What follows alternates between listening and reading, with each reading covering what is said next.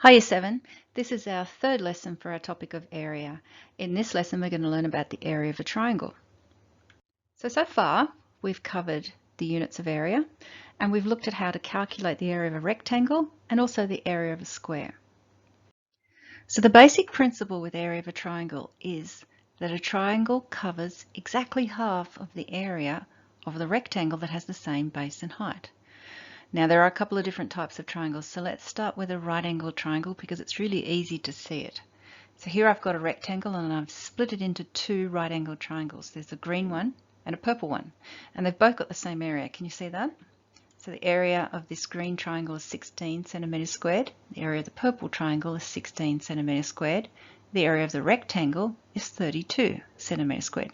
So area of a triangle is half the area of the rectangle. Here's another type of triangle, an acute angled triangle. So the area of that triangle is 18 centimeters squared and the area of the rectangle around it is 36 centimeters squared. But don't just take my word for that. I'm going to show you a demonstration to prove to you that it's exactly half. I'm going to split it into two and I'm going to duplicate it. So I'm just going to cover it with two new triangles. All right, so that's the exact same area. That's 18 centimeters squared. Now watch what happens when I rotate them around. Do you know what that's proved? This is 18 centimeters squared, and these blue parts here are 18 centimeters squared. So there's two of these triangles that fit into that rectangle.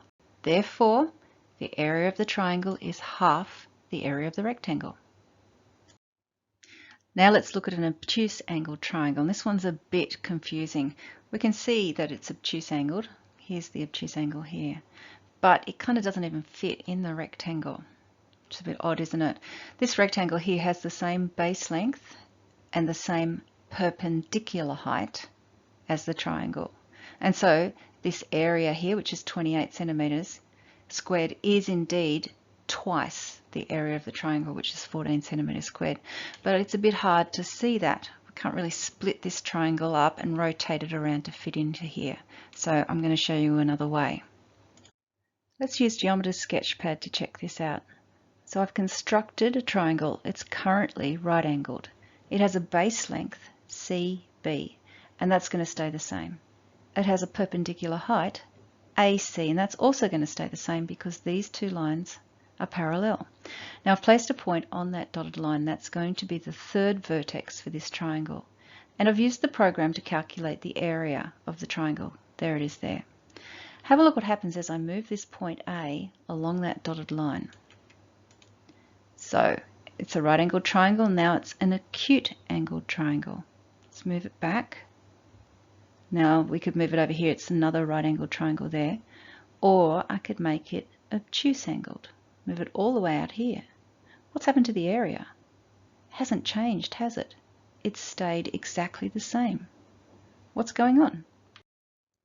So here's the most important thing.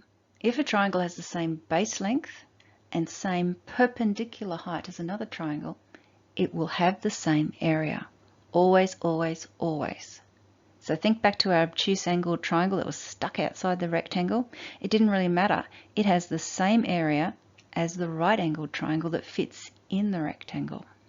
All we need to know is the base length and the perpendicular height, and we can work out the area. So a triangle takes up half the space of a rectangle, so here's the formula. Area is equal to half times the base times the height, or we can write it as a half BH. And let's review our three triangles. Here they are: acute angled, right angled, obtuse angled, and they all have the same measurements. Base length of 4 centimeters, perpendicular height of 5 centimeters. So our area is going to be a half times 4 times 5. Now you can do 4 5s are 20 and then divide by 2. Or you can do half of 4 is 2 times 5 is 10. But you must include your units. Okay, to say the area is 10 doesn't make a lot of sense. It's 10 centimeters squared. Okay, let's practice. Let's find the area of this triangle. So we want our formula, which is a half BH. Remember, in between the half and the B and the H are times signs. So we're going to do half times 20 times 5. Half of 20 is 10. 10 fives are 50. Answer, 50 centimeters squared. How'd you go with that one? Here's another example. It doesn't even have a diagram. We actually don't know what this triangle looks like. It could be right angled, it could be acute angled, it could be obtuse angled. We have a triangle that has a base length of 8 and a height of 4. We're just going to put it into the formula. So it's going to be half times 8 times 4. Half of 8 is 4, 4 fours is 16. Make sure you put your units in. 16 meters squared. And then finally, this is a tricky one. This is an obtuse angled one. Our formula is a half times the base times the height. But what's the problem here? We've got too much information. Can you see that? See that 22 meters there? We don't care about that at all. That's not a perpendicular height. The perpendicular height here is 11. So that 22 meters has been put in to confuse you, and we're just going to ignore it. We want a half times 15, that's the base length, times the perpendicular height, which is 11. Now you might want to use your calculator for this one, that's okay. And it gives me 82.5, and our units are meters squared. We can also solve problems involving the area of a triangle. Eric measures the area of a triangle as 12 meters squared. If the height of the triangle is 6 meters, what is the length of the base? So this is a tricky one. We're going to be working backwards, but we're going to start with the formula. And I've put the timeses in just to make life a little bit easier. So we know the area of the triangle is 12, so that goes in here. And we know the height is 6, that goes in here. But we don't know B, so let's just leave that as B. Now we can guess and check here if we want to, or we can tidy it up a bit. Half of 6 is 3, because remember we can turn these around, they're timeses. So we're going to do 12 is equal to 3 times B. Make sure you understand what I've done there. Now it's easier to guess it. B must be 4, mustn't it? There's our answer. B is 4 meters. Okay, last question. Andrew builds a garden bed in the shape of an equilateral triangle. An equilateral triangle has all the sides the same. And in this case, the sides are all equal to 3 meters. If the perpendicular height is 2.6 meters, find the area of the triangle. Now you could draw a diagram, but I'm actually just going to use the picture. So this length along here is 3 meters.